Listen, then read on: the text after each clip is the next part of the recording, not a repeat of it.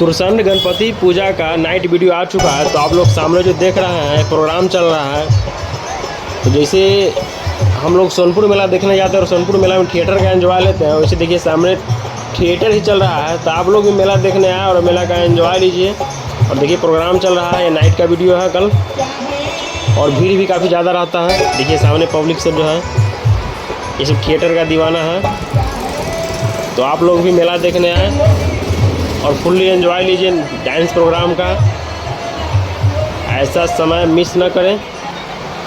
अभी 2-4 रोज़ मेला और है, तो आप लोग भी मेला में आएँ और ऐसा पंडाल देखें बाबा बद्रीनाथ का। और ये देखिए मेला का व्यू है, उस साइड से झुलवा सब लगा हुआ है, तो लाइटिंग का व्यवस्था है। और ये देखिए सामने जो आपको ये नज़र आ रहा है यही मेला का प्रवेश द्वार है।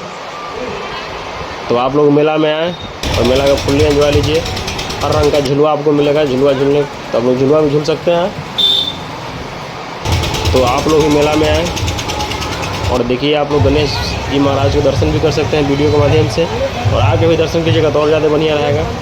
तो आप लोग मेला को मिस ना करें और आप लोग मेला देखने आएँ। और ये वीडियो को आप लोग शेयर कर दीजिएगा ताकि और भी अन्य लोग देख सकें, और मेरा आईडी को फॉलो कर लीजिएगा। मिलते हैं नेक्स्ट वीडियो में।